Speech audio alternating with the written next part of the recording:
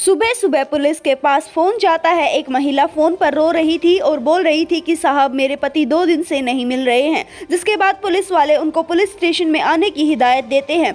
Police station जाने के बाद महिला बताती है कि मेरे पति लगभग 2 दिन से गायब है, कहीं पर भी उनका पता नहीं चल रहा है। हमने हर जगह उनको ढूंढ लिया है, आस पड़ोस में, सारी रिश्तेदारी में उनको ढूंढ लिया है, लेकिन कहीं पर भी उनका कोई भी पता नहीं लग पा रहा है। जिसके बाद पुलिस इस बात की रिटर्न कंप्लेंट लिख लेती है और व्यक्ति को ढूंढना शुरू कर देती है। 3 दिन लगातार बीत जाते हैं, आदमी का कोई भी पता नहीं चल पाता है। उसके घर पर, उसके खेत पर, हर जगह उसको ढूंढा जाता है, लेकिन उनका एक कमरा था जिसके अंदर भूसा भरा हुआ था और वह कमरा खेत के अंदर था। उस कमरे के अंदर जाकर देखा जाता है तो वहां से काफी गंदी बदबू आ रही थी।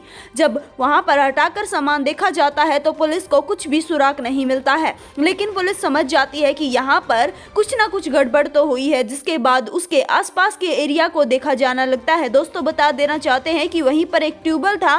ट्यूबवेल के पास की जो जमीन थी वह थोड़ी सी उखड़ी हुई थी। जब पुलिस को लगा कि इसको अभी अभी खोदा गया है, पुलिस उस जगह पर ही खुदाई शुरू कर देती है। खुदाई शुरू करने के बाद थोड़ी ही खुदाई की थी कि वहां पर एक लाश निकल कर सामने आती है।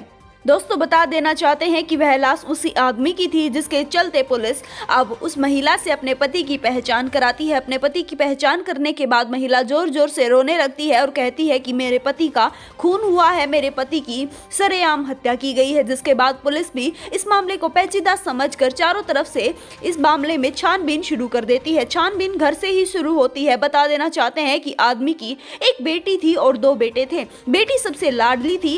लाडली होने के कारण पिताजी उसको अपने हमेशा साथ ही रखा करते थे। उनके घर पर एक नौकर था जिसका नाम आशीष था और एक उसकी पत्नी रहा करते थे। दोस्तों बता देना चाहते हैं कि घर पर हर जगह पूछताछ कर ली जाती है, लेकिन कोई भी सुराग निकलकर सामने नहीं आता है। उसके बाद पुलिस पड़ोसियों के पास पहुंचती है और पड़ोसी भी कुछ बार इस बारे में नहीं बता पाते हैं। लेकिन दोस्तों बता देना चाहते हैं कि जैसे ही पुलिस खेत में पहुंचती है तो खेत में भी एक किसान जो उनके खेत के सहारे रहा करता था, उससे पुलिस इसके बारे में पूछताछ करती। इसके बाद किसान बताता है कि मुझे ज्यादा कुछ तो नहीं पता है, लेकिन थोड़े दिन पहले ही यहाँ पर उनकी बेटी को नौकर के साथ पकड़ा था। अब मुझे यह नहीं पता कि वह बात क्या थी, लेकिन दोनों पिता बेटी में काफी जोर जोर से लड़ाई हो रही थी। पिता जोर जोर से अपनी बेटी को डांट रहे थे। जिसके बाद पुलिस की शक की सुई बेटी की तरफ घूमती है और यहाँ पर 18 साल की सिमरन को पुलिस के द्वारा अरेस्ट किया जाता है। शक के बिहाफ पर उसको अरेस्ट किया जाता है और उससे पूछताछ कर ली जाती है। दोस्तों जिसके बाद सिमरन टूट जाती है और साजा सच बता देती है। सिमरन का कहना था कि मेरे घर पर रहने वाले नौकर जिसका नाम आशीष बताया जा रहा है, उसके साथ मेरा प्रेम प्रसंग चल रहा है। यह लगभग 4 साल से चल रहा था। मेरे पिता ने हम दोनों को साथ में देख लिया था। चूंकि मैं मेरे पिता की लाडली बेटी थी, इसलिए मेरे पिता ने मुझे प्यार से समझाया और कहा कि आइंदा मुझे तुम आशीष के पास नहीं दिखनी चाहिए, वह बिल्कुल भी ठीक लड़का नहीं है। जिसके बाद थोड़े दिन तक सब कुछ नॉर्मल चलता है, लेकिन थोड़े दिन बाद ही पिता दोबारा से बेटी को उसी लड़के के साथ पकड़ लेता है। अब पिता को अपनी बेटी के ऊपर गुस्सा आता है कि इतना समझाने के बावजूद भी बेटी को कुछ समझ नहीं आ रहा। लेकिन अब की बार बेटी ने भी अपने मन में कुछ और ही ठान लिया है।